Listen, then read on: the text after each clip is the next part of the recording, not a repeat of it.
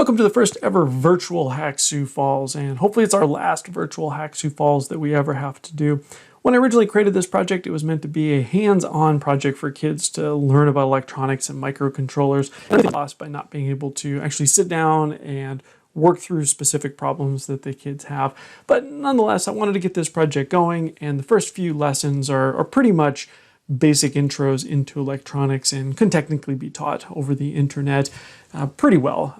We'll see. I've never done this before, so we'll see if it works out in more of a virtual setting than a real world setting. But anyway, let's go ahead and get started. Thought I'd cover a couple of the projects that I've done in the past. A lot of times when we get together in person, I like to show some things that I've built and kind of talk about cool, interesting things that I've done in the past. So let's just cover a few real quick and you get a little bit of a background as to things I've done. So this first one here on the top left was a battery, or a flashlight that had a battery. It was a little nickel metal hydride. It's this green guy sitting here that just went bad. And I took it apart. I took this battery out. I took all the guts out. I replaced it with a little lithium ion battery and a little charge circuit, wired it all back up, and it continues to work to this day. Now I can just plug this into any USB outlet and recharge the battery. So anyway, that was kind of a fun project. When I first got my 3D printer, I was looking for something cool and interesting to print, so I found this shark, and I thought, oh man, that'd be cool, but you know what it really needs is a laser. So I went ahead and added this laser on top of my shark and turned it into a little shark laser pointer. Normally I would have one of these with me, but since we're virtual, you're just gonna have to believe me. Maybe when we get together later in the project, I can go ahead and show that to you then. Over here, I built an interesting little vibration sensor. This is something that I like to also hand around when we're meeting in person because it's kind of neat. This was a device that monitors very, very, very slight vibrations. And I mounted two of these circuits, one to our washer and one to our dryer. And then it's got a little microcontroller here that can then sense that data and then upload it. So with this little device, I can tell whether or not the washer and dryer are running in our house. That's kind of neat. You might recognize these as hoverboards. Well, back when hoverboards were super, super popular, a friend of mine imported a bunch in from China and he resold them through various resellers. Well, he had a whole bunch shipped back to him that just simply didn't work. And he called me up one day and said, hey, I've got all these hoverboards in my garage that don't work. Do you want them? What do you think? Can we fix them? So I went over, grabbed them from him, started taking them apart, and I think there were around 17 or 18 total that he had. And then using the parts from 2 or 3 of them, I was able to get about 15 of them actually working. Turns out once you get them apart, they're pretty straightforward. They're not overly complicated. And I was actually kind of impressed. Over a weekend, I was able to essentially make a whole bunch of them work. So this one here, I've got 2 different computers at home and they're sitting on the same desk, and I like to be able to kind of listen to audio from both of them through one set of speakers. And this is just a real simple little circuit that I put together that allows me to merge 2 sound sources together. So one goes to one computer and the other to the other computer, and then I'm able to actually have them play through one single set of speakers. So anyway, I thought that was kind of cool. Thought I'd share that with you. And then the top right here, this was a little keypad. We had an office in an office complex where everybody on the floor had a keypad to unlock their door except us. And I thought that was kind of a bummer. I wanted a keypad. So I 3D printed this keypad, put a little pad on there, put a little microcontroller in it. It would just randomly blink LEDs. And then when you walked up to it, you could type in any code that you'd want and it would just flash the lights. And then you could open the door and go in. It didn't technically control anything, but nobody knew that. So anyway, those are some of the projects. I've obviously built hundreds of things in the past. And when I meet in person as part of our Hack Sioux Falls, I'll usually have 3 or 4 things that the kids can take a look at, and I'll pass them around. They can play with them, just get an idea of what types of things they can build. So anyway, let's go on. So this was our very first Hack Sioux Falls project that we ever did. This was one where we gave the kids some LED strips and said, hey, build something cool and interesting with an LED strip. This was my example. This is called an infinity mirror. And this you take and you put a mirror inside of it, and then you put LEDs around on the inside of the mirror on the back, and then you put a piece of reflective film on the front, so you can kind of like a one-way mirror on the front. And then when you turn the lights on, it looks like those lights go back indefinitely. They're really neat. You can go ahead and just Google infinity mirror, and you can see some cool, interesting projects that people have built. This was one that I did. And then I actually had some sensors on mine. You can kind of see them on the sides here. So depending on which side you were leaning closer to, it would light up that side brighter. So anyway, just kind of a neat little design. And these were a couple of the projects that the kids built. In the end, we like to have all the kids shoot a little 1 to 2 minute video talking about their projects. And here were some of those projects. Here was Vaughn. He created a little robotic arm, which was kind of neat from an old Lego kit.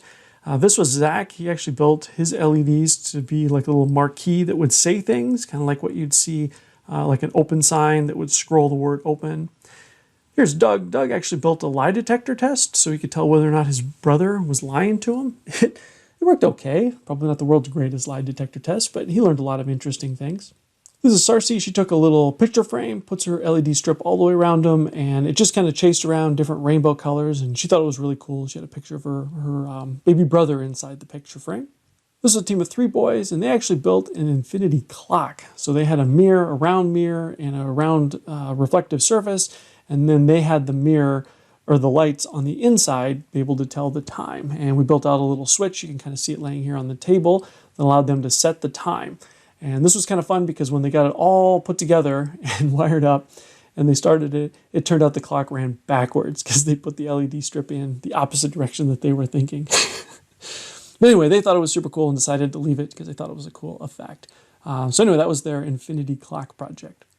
This is Eli and Aiden. They took a plastic lightsaber and they threaded their LED strip all the way through that lightsaber, and then they wrote some code to cycle through all the different colored lightsabers from all the different Star Wars movies, and they had a really good time building that. Here's Willem's car. He actually built a little radio-controlled or a Bluetooth-controlled car, similar to what we're going to be building here in this project. His was actually a 4-wheel car, which was a lot more difficult than the 2-wheel one that we're going to be building here. He also had some, I think he also put an LED strip on the front of his. Here's Robbie. He took his LED strip and turned this old radio-controlled car into a cop car by having it strobe back and forth cop lights with the red and blue lights across the top. His car was actually missing a wheel, but he didn't care. It was a 3-wheeled cop car. And these guys here, these brothers, they took a radio-controlled car, added lights to the front, the back, and then they also put a siren on. And this was also Bluetooth controlled, or the lights were anyway. The control was radio controlled, and then the lights were Bluetooth controlled. So they could drive their race car around, and then whenever they want, they could turn on the lights and the sirens. It turned out really slick. For our second hack, Sioux Falls, we actually built a tamper-proof Christmas present. So the idea here was we'd have a circuit that could detect vibration or motion, and here's a copy of that circuit right here. And then you could attach that into any object that you wanted, any Christmas present you want, and then you'd know if somebody was messing with your Christmas presents. So here's the projects that we did. We got some of the same kids that worked on this project as the first project. Here's Kale. He built a little Lego present. This guy here, Miles, he built a real interesting one with his dad where you could actually disarm it by typing in a code. And then she built a cool present too where you could vibrate it up to 3 times before the siren went off. And each time it would give you a little indicator on how many times it had been whacked. This was Willem. He actually showed his Christmas tree present. The rest of these guys just built it so that when you would vibrate the present, it would go ahead and sound the alarm and blink some LED lights. But as you can see, they all built from a different box. They all had a lot of fun putting it together. During our third hack, Sioux Falls, we actually recreated the iconic game Simon Says. All the kids got 4 arcade buttons, and then they had to find a case to put it in, and then we had the software already created, but if they wanted to, they could build their own variations and customizations on it. And we had all kinds of cool variations to this project. And here's all the kids. You can go check out all their videos. This is Everett. He actually built his into an egg. And then these guys, Gabe, he built some interesting ones with his brother where they had a custom sound. It was a couple different themes. One was Star Wars and one was just another don't do drugs sound that they coded in as the start of the game, which was a lot of fun to see. And we can see some of them got very elaborate. Here was a little wooden box. Sam actually built one out of an old cookie tin. And then for our fourth hack, Sioux Falls, that we just finished up here in October, it was Halloween themed. And so you can see some of the projects here.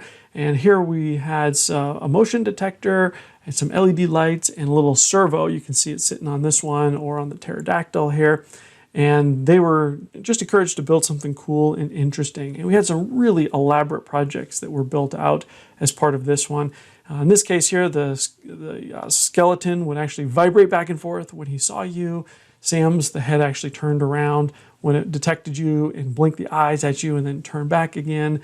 And Willem's was the only take one skeleton where if you put your hand in the cookie or in to grab a candy, the hand would come down and whack you, indicating you could only take one.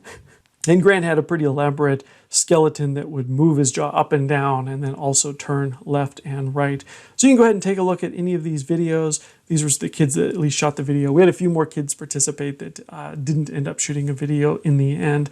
But it was a lot of fun, and every single project was completely different, but they all had used the same original base components.